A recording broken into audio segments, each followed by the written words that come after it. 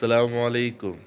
صبح صبح سویرے کا وقت ہے، اور صبح صبح جب رسول اللہ صلی اللہ علیہ وسلم کا تذکرہ ہوتا ہے تو انسان کے دل کو بڑی خوشی ملتی ہے اور ذہن پرسکون ہوتا ہے اور پورا دن بڑا اچھا گزرتا ہے۔ ہماری نبی کی زندگی کیا کمال زندگی ہے۔ تو ان کی سیرت میں لکھا ہے کہ ایک خاتون ان کے پاس آئی جن کا نام ام سلیم تھا، اور اپنے بیٹے کو بھی ساتھ لے کر آئی۔ چھوٹا بیٹا تھا ان کا نام انس تھا، اور رسول اللہ صلی اللہ علیہ وسلم کی خدمت میں یہ عرض کیا کہ یا رسول اللہ، یہ انس آپ کا چھوٹا سا خادم ہے، آپ اس انس کے لیے دعا فرمائیں۔ تو رسول اللہ صلی اللہ علیہ وسلم نے حضرت انس کے حق میں دعا فرمائی، ان کی ماں کی فرمائش پر، اور 4 دعائیں فرمائی۔ اللہ کے نبی نے دعا کیا، اللہ اس انس کے مال کو زیادہ فرما اور اس میں برکت عطا فرما۔ پھر آپ نے دعا فرمائی، یا اللہ اس انس کے اولاد کو زیادہ فرما اور اس میں برکت عطا فرما۔ اور تیسری دعا یہ فرمائی کہ یا اللہ اس انس کی عمر کو لمبی عمر عطا فرما۔ اور چوتھی دعا فرمائی، یا اللہ اس کے تمام گناہوں کو معاف فرما دے۔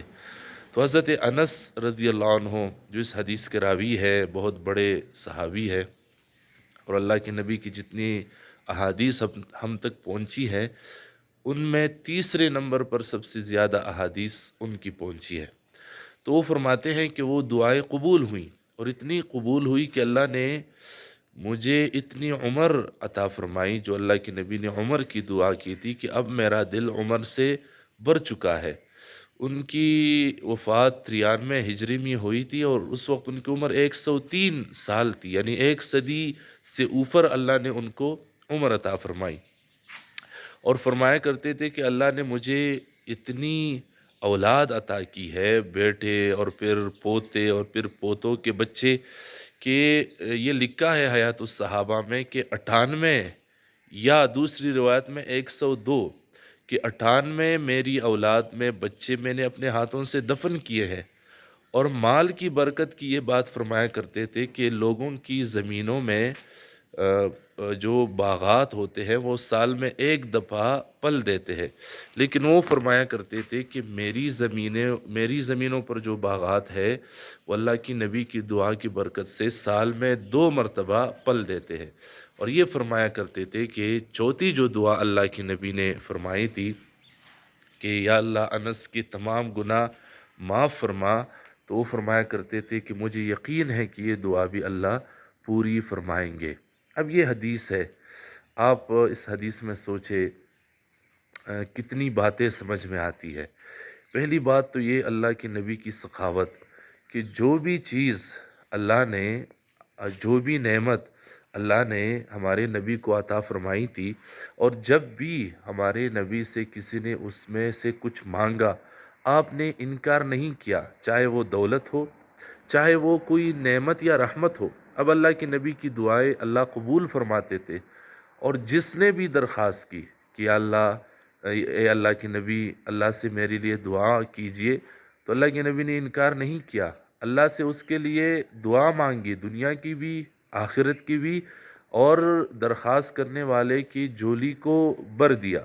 بعض علماء کی تفسیروں میں نے دیکھا ہے وَمِمَّا رَزَقْنَاهُمْ يُنْفِقُونَ، جو قرآن میں متقین کی صفات ذکر ہوئی ہے کہ ہم ان کو جو دیتے ہیں ان میں سے وہ خرچ کرتے ہیں، تو بعض علماء نے لکھا کہ اس کا تعلق صرف مال سے نہیں ہے، وَمِمَّا، جو کچھ بھی ہم نے دیا ہے، استعداد ہو، صلاحیت ہو، نعمت ہو، اس میں سے وہ خرچ کرتے ہیں۔ تو اللہ کے نبی سے جس آدمی نے جو بھی مانگا اللہ کے نبی نے دیا۔ اور دوسری بات، اس حدیث سے اللہ کے نبی کی عاجزی سامنے آتی ہے کہ ام سلیم جس وقت آئی اللہ کے نبی کے پاس درخواست کرنے کے لیے، اس وقت وہ بیوہ تھی، غریب خاتون تھی۔ ایک بیوہ غریب بے کس خاتون آئیں، آپ سے عرض کیا کہ یہ ایسا کرے، اور اللہ کے نبی نے ایسا کیا۔ یہ کتنی بڑی عاجزی اور تواضع تھی اللہ کے نبی میں یہ ان کی سیرت کا کتنا خوبصورت پہلو ہے۔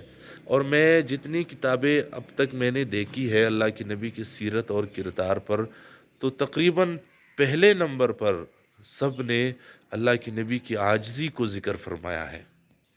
اور اس کے ساتھ اس حدیث میں ایک بات اور بھی سامنے آتی ہے کہ صحابہ اپنے بچوں کو اللہ کے نبی کے مجلس میں لایا کرتے تھے اور اللہ کے نبی سے ان کے لیے دعا کرواتے تھے۔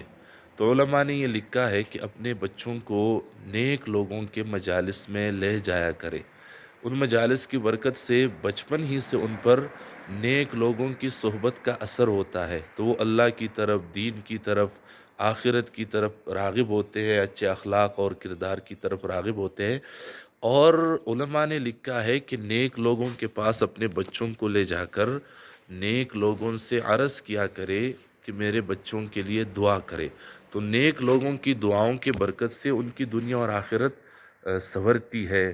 صبح سویرے کا موسم ہے اور تجربہ میرا یہی ہے کہ صبح سویرے ورزش کرنا، کھیتوں میں جانا اور درختوں میں جانا، یہ ذہن کو بڑا سکون دیتا ہے۔